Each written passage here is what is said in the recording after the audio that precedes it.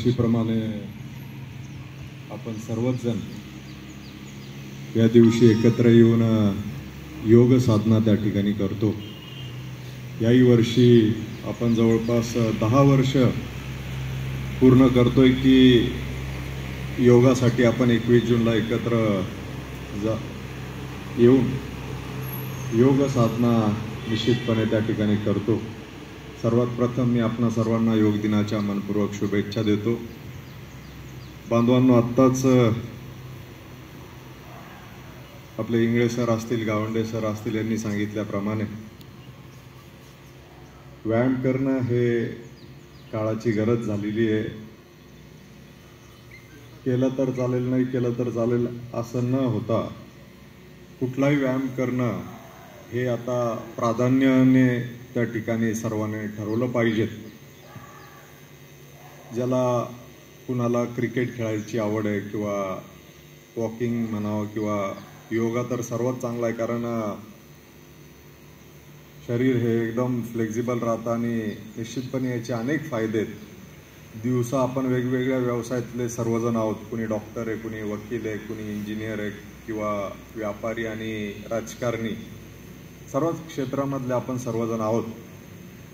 जसं आपण प्रत्येकाकडे गाडी आहे, गाडी कुठली एखादी 10,000 किलोमीटरवर सर्व्हिसिंग आहे, कुठली 15वर आहे, हे आपण अतिशय म्हणजे एखादा 1000 किलोमीटर बाकी असलं तर ती करून घेतो।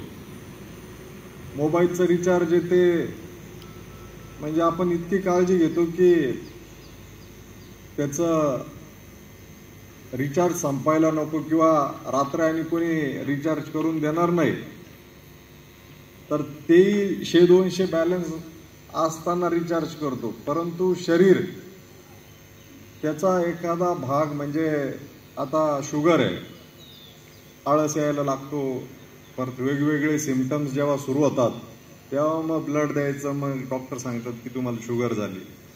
असे शरीर जेव्हा शेवटच्या टप्प्यामध्ये तुम्हाला असर दाखवायला सुरुवात करतो तेव्हा आपण त्याला इलाज करण्याच्या दिशेने घेऊन जातो। पण हे निश्चितपणे योगा असेल यातनं आपल्याला आरोग्य चांगलं मिळू शकतं, हे आपण वारंवार सांगत आलेलो आहे। आता इथं व्यायाम करताना वळून जरा बघितलं तर कोणतंच असं आपल्याला माझ्या सहित कोणालाच येत नाही, शरीराची हालचालच करत नाही। आता आमचे माधू सेठ आहेत, ते रोज व्यायाम करायला आहे दादासोबत, मोदीजींच्या माध्यमातून दिलेली आहे आणि त्यामुळं आजच्या या दिवसाचं अतिशय महत्त्व आहे। आरोग्यासाठी एक दिवस नाही तर आरोग्यासाठी रोज 20 मिनिटं किमान असं आपल्याला जरा दिलं तर नक्कीच आपलं शरीर हे निरोगी राहील। आणि आपल्या सर्वांच्या निरोगी शरीरासाठी मी मनापासून या ठिकाणी प्रार्थना करतो। धन्यवाद।